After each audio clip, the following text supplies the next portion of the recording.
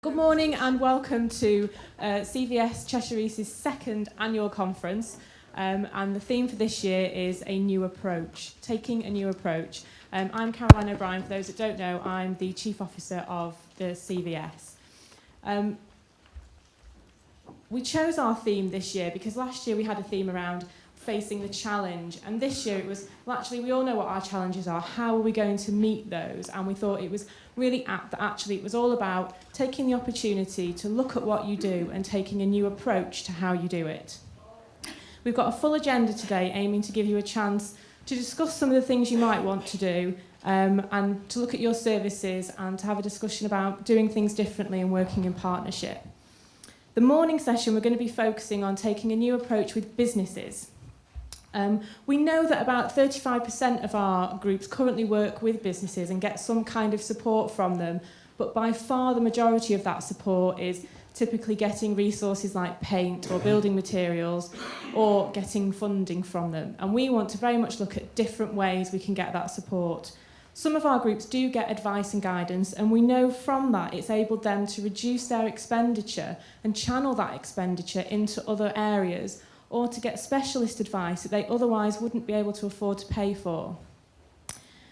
But we also recognise that we can give something back to businesses as a sector, whether it is just promoting the fact that they are building their corporate social responsibility, or that they actually want to put something back into their community.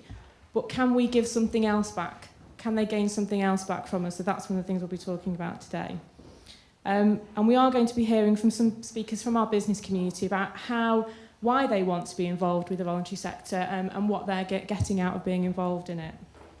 We're also going to be looking at an example of a community building, a local community building who's transformed itself and made itself sustainable and a profitable asset for the community without relying on the traditional grant funding, which is fantastic. We've also got a range of workshops throughout the day to help you look at some of the more specialist areas around HR, media, social media, as well as the press.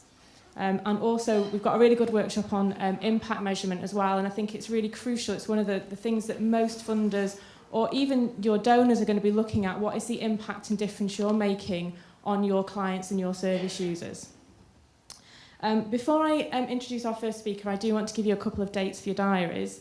You may have noticed this year that we're not doing our kind of usual traditional volunteer workshops or funding workshops that we generally do in these kind of conferences. And that's because we feel they're such important topics that we want to dedicate more specific time to them.